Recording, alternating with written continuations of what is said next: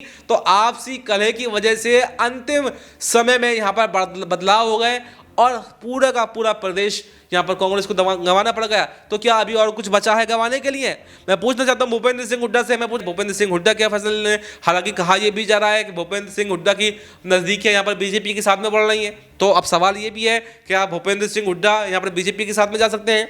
क्या यहाँ पर कांग्रेस को झटका दे सकते? पहले मुख्यमंत्री को लेकर घमासान और अब नेता प्रतिपक्ष को भी लेकर घमासान। आखिर चल क्या रहा है हरियाणा की कांग्रेस इकाई में? आखिर चल क्या रहा है हरियाणा की राजनीति में? आखिर चल क्या रहा है पूरे के पूरे समूचे प्रदेश में? जी हाँ, नमस्कार। नेक्स्ट 9 न्यूज़ पर आपका बहुत बहुत स्वागत है और इस प्रोग्राम में हम चर्चा करने जा रहे हैं अनिल विज के बारे में, भूपेंद्र सिंह हुड्डा के बारे में, कुमारी शैलजा के बारे में, नायब सिंह सैनी के बारे में।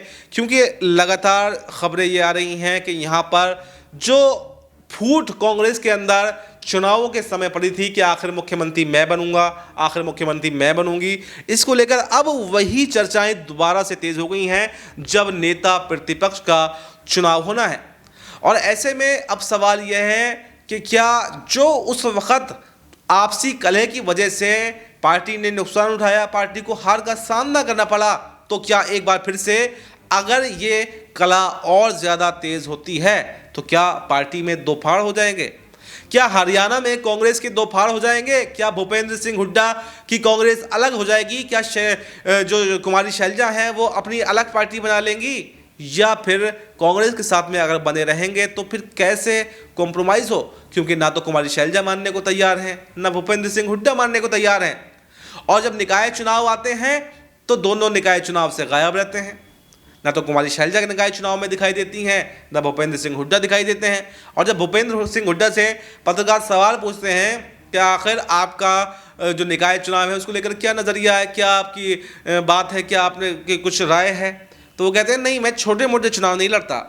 यानी आप एटीट्यूड देख सकते हैं कि छोटे मोटे चुनाव नहीं लगता। और जबकि बीजेपी के अंदर आप देखें, मुख्यमंत्री से लेकर कई सारे मंत्री यहाँ पर प्रचार करने के लिए जाते हैं। खुद नायब सिंह सैनी ट्रिपल इंजन सरकार बनाने की बात करते हैं, पीएम मोदी से बैठक करते हैं। लेकिन यहाँ पर कांग्रेस के अंदर जो लगातार फूट पड़ती जा रही है, तो आपसी कलह जो है वो पार्टी को तोड़ने में सबसे बड़ी बात होती है। और अगर पार्टी टूटती है तो यहाँ पर कांग्रेस को बड़ा नुकसान हो सकता है। ऐसे में अब सवाल ये है कि क्या इस पर राहुल गांधी का क्या एक्शन होने वाला है, मल्लिकार्जुन खड़गे का क्या रिएक्शन होने वाला है?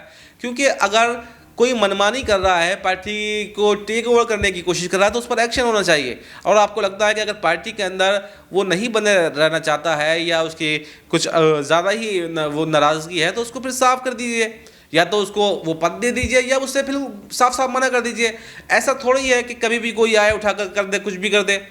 भाई इससे नुकसान तो कांग्रेस को पार्टी को होने वाला है ना, दोनों ही कांग्रेस के नेता हैं। और आज ये देखा भी गया कि कल तक खबरें थीं कि जब तक आज तक उसका चुनाव हो जाएगा, क्योंकि आज सदन स्टार्ट हुआ, बजट सत्र स्टार्ट हुआ है हरियाणा में, तो खबर ये थी कि बजट सत्र से पहले पहले नेता प्रतिपक्ष का ऐलान कर दिया जाएगा। लेकिन कला आपस में इतनी बढ़ गई कि आज बिना नेता प्रतिपक्ष के ही कांग्रेस के विधायक सदन में मौजूद हुए और किसी से पूछा गया कि आखिर अब तक नेता प्रतिपक्ष का ऐलान क्यों नहीं किया गया, तो कांग्रेस इस पर बिल्कुल खामोश है, कोई भी जवाब नहीं दे रही। और कांग्रेस की चुप्पी ये बता रही है कि इस बार हरियाणा में कुछ तो बड़ा होने वाला है। एक तरफ अनिल विज हैं जो अपनी पार्टी से नाराज थे और पार्टी का एक नोटिस आता है और उस नोटिस के आने के बाद में खामोशी इख्तियार कर लेते हैं, पलट कर कोई जवाब नहीं देते। यानी देखा जा सकता है कि अनुशासन और अनुशासनहीनता क्या है। कांग्रेस के अंदर अनुशासनहीनता देखने को मिल रही है, जबकि अगर देखा जाए तो भारतीय जनता पार्टी के अंदर अनुशासन सबसे ऊपर है। और कोई भी आला कमान का कोई भी ऑर्डर अगर आता है तो आपको मानना ज़रूरी है, सर्वमान्य है। और अगर आप नहीं मानते हैं तो फिर आप पर एक्शन हो सकता है।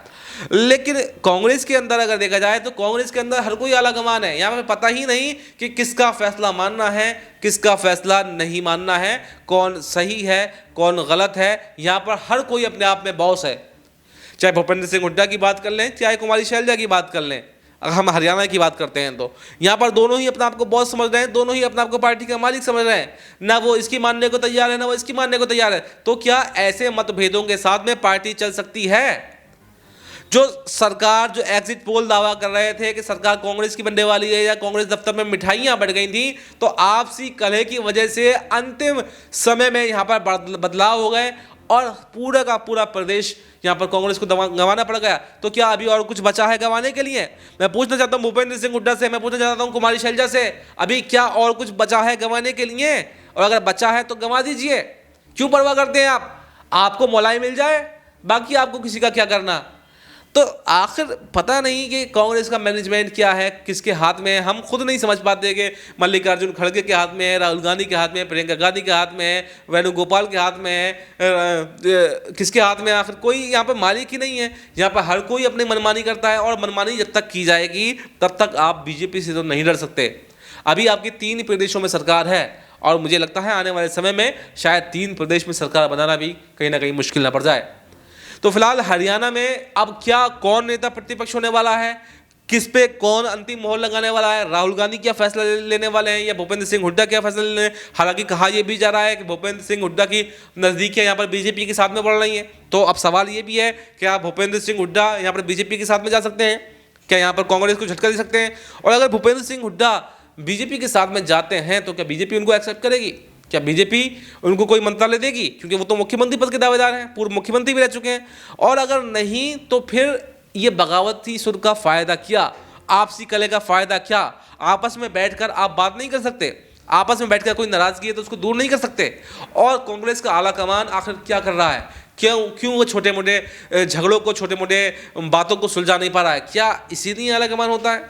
और अगर ऐसा ही रहा तो क्या जो 3 राज्यों में सरकारें हैं वो बच पाएंगी या न बच पाएंगी? ये इस पर आप भी अपने राय कमेंट बॉक्स में ज़रूर दें। फिलहाल इस प्रोग्राम में इतना ही। इस पर आपको क्या कुछ कहना है कमेंट में बताएं और देश दुनिया से जुड़ी तमाम बड़ी जानकारी के लिए देखते रहें नेक्स्ट 9। देखना यही है कि कुमारी शैलजा बीजेपी के साथ में जाएंगी या कांग्रेस का साथ छोड़ेंगी, या भूपेंद्र सिंह हुड्डा बीजेपी के साथ में जाएंगे कांग्रेस के साथ छोड़ेंगे।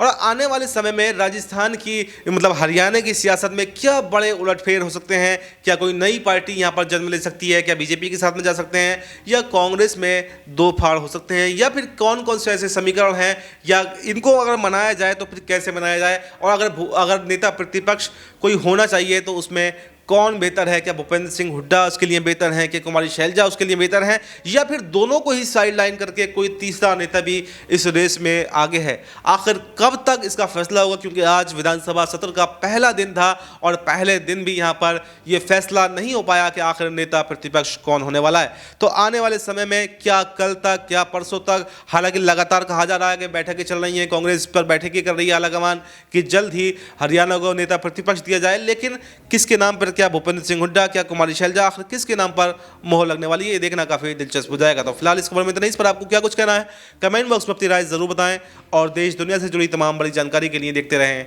Next 9 news.